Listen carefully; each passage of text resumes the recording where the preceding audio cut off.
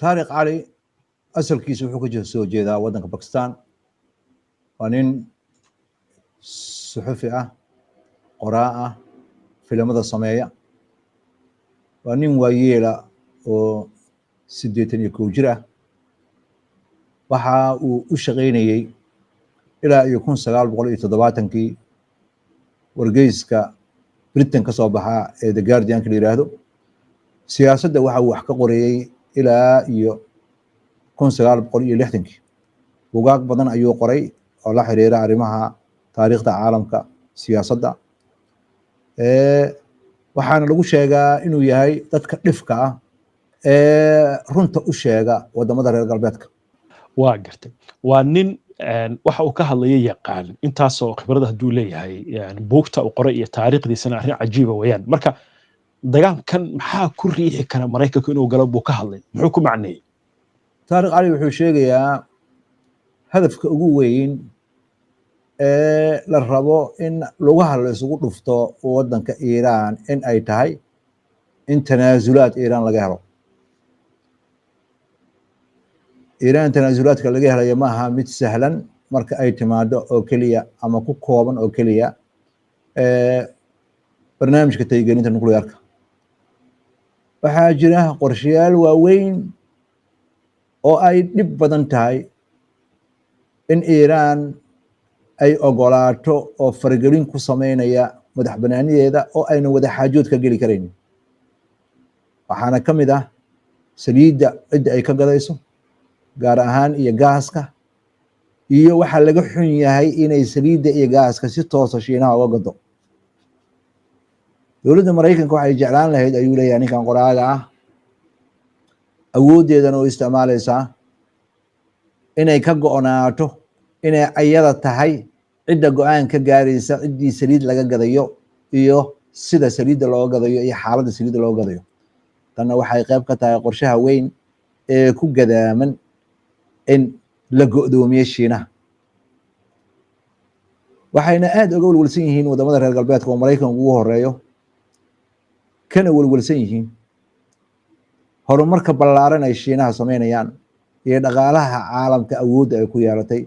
waxayna rabaan waxaas inay xakameeyaan. khabiirkan ayaa wuxuu leeyahay, aniga aragtideedu waxay la tahay khatarta ka dhanka Iiraan waxa ay ka weyn tahay waxa naloo sheegayo, waxa ka weyn waxa qarsoon. baroorta orgiga ka weyn. waa gartay. waaya arrinta waxaa soo hadal qaaday Shiinaha ayaa soo hadal qaaday. waxyaabaha sida gaarka hadda uga dhex socda Shiinaha iyo Iiraan waxaa ka mid ah in shidaalka Iiraan ka soo baxa bacdama uu yahay waddanka Iiraan waddanka afraad ee ugu badan soo saarista shidaalka caalamka, in Shiinaha halkaasi shidaal badan uu ka heli jiray ama uu ka helay ilaa hadda. sidoo kale dhawaan waxaa la sameeyay qatareen. labadaas arrimood maxaa marka ahmiyadda ay leeyihiin inoo faahfaahin? waxa weeye waad ogtahay badaha caalamiga oo ay maraakiibta caalamiga marto iyo khadadka caalamiga meelo waxaa jira wadooyinka ay ka dhuubtaan ama baddu ay ka dhuubato, sida Bab-el-Mandeb, sida Hormuz iyo dhowr mid oo ku yaala Asia. kulli waxaa jooga ciidamada badda ee Maraykanka. markay rabaan ayay baaraan, markay rabaan ayay waxay rabaan kala degtaan.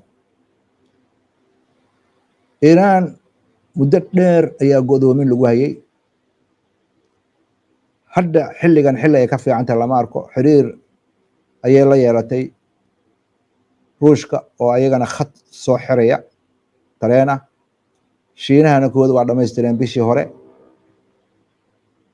oo shixnadii ugu horeeyay oo tareen lagu keenay ayaa yimid. waxaana khadkan loo isticmaali doonaa in lagu gudbiyo shidaal. wadamadan reer galbeedka marka dhaqaalahooda ayay saameyn ku yeelanaysaa in waddanka adduunka ugu dadka badan, ugu wax soo saarka badan uu diiday inuu lacagahooda wax ku gato. xiriirna la sameeyey dalal kale olana ay wadaan sidii BRICS loo samayn lahaa. khabiirkan marka hadalka siduu u dhigayo waxa weeye Iiraan ayay waxay isleeyihiin tanaasulaad ka helaa sidii barwaaqadan waxa uga dhuuqi lahaydeen oo lacag qaali oo looga gado lahaa Shiinaha shidaalka ay qayb uga noqon lahayd sidii Shiinaha loo godoomin lahaa. Iiraan waxa ay soo martay cid kale uma rabto inay ku dhacdo. reer galbeedkana hadda waxay isu abaabulayaan waxa weeye inay ku qasbaan waxaynan Iiraan ku qasbi karayn. qabiilada qaarna sida ay la tahay Maraykanka shaki kuma jiro inuu dagaalkan gelayo. dagaalkan haddii uu galana Iiraan wuxuu doonaya ka heli maayo. waa gartay marka arrintan ku aadan xiriirka Shiinaha iyo Iiraan marka laga hadlayo ma laga yaabaa marka Shiinaha in Iiraan oo lagu goobtay uu dayaco maxaa imaan kara? Iiraan iyo Shiinaha waa laba dal oo cajiis ah, waa laba ilbaxnimo qadiim ah. Maraykanka iyo wadamadan reer galbeedka qaabkay u dhaqmaan iyo sida ay wax u maareeyaan uma maareeyaan. Shiinaha walaha ammaanka ee qaramada midoobay mowqifkiisa aad ayuu u cadeeyay. xiriirka uu la leeyahay wadanka Iiraan cid uu kala tashanay lama arko. wixii ay Iiraan isweydaarsanayaan iyo waxa ay dhexdooda maraya cid ogaanaysa lama arko. laakiin marna biyo shak ka gal Shiinaha danahooda waa yaqaanaan. danahoodana way og yihiin in boobaco loogu soo tukabayo. hase ahaatee ma aha Shiinaha dadka siyaasadooda ka hadla. tan kale oo ayadan aan meesha ka maqnayn waxa weeye ayadoo aan dagaal la gelin ayay Shiinaha waxay rabaan Maraykanka inay dhihiisa ku tusaan inuuna Shiinaha la tartami karin. dhaqaalaha labaad ee adduunka ayay wadamada reer galbeedka leeyihiin. dhaqaalaha ugu weyn ee adduunka waa Shiinaha. cid soo labaysa ma jirto oo aan Maraykan ahayn. weli Maraykanka waxa ka dhici lahaa in la dhaafay marka. Maraykanka 37 trilyan oo deyn ku jira sidii khabiirkii xalay qaabka Shiinaha dowladnimadiisa u dhisan tahay ee kan Maraykanka sida u dhisan tahay waa kala duwan tahay. Maraykanka shirkadaha gaarka loo leeyahay ayaa xukuma dhaqaalaha wadanka. siyaasiyiintana wax u yeeriya. halka Shiinaha shirkadaha wadanka ka jira ee gaarka loo leeyahay iyo shirkadaha ay dowladdu leedahay ay isla eg yihiin intaba dowladda Shiinaha ayaa wax u sheegta. lagama yaabo waxyaabaha ka dhacaya Maraykanka in ay ka dhacaan wadanka Shiinaha. wadanka Shiinaha dowladdiisu waxay leedahay kala dambeyn cad. Maraykankana sida khabiirada qaar hadal ku dhacayaan gobolka California ayaa diidan hadda inuu amar ka qaato madaxweynaha oo waxaa la saadalinaya inuu dagaal sokeeye ka dhacayo. marka Shiinaha dantooda waa yaqaanaan. ilbaxnimo fog oo qoto dheerna waa leeyihiin. Iiraaniyiintana sidoo kale hanjabaada iyo handadaada Maraykanka ku soo jabtay Afghanistan ku jabtay Ciraaq inay wax ka maqlayaan uma eka.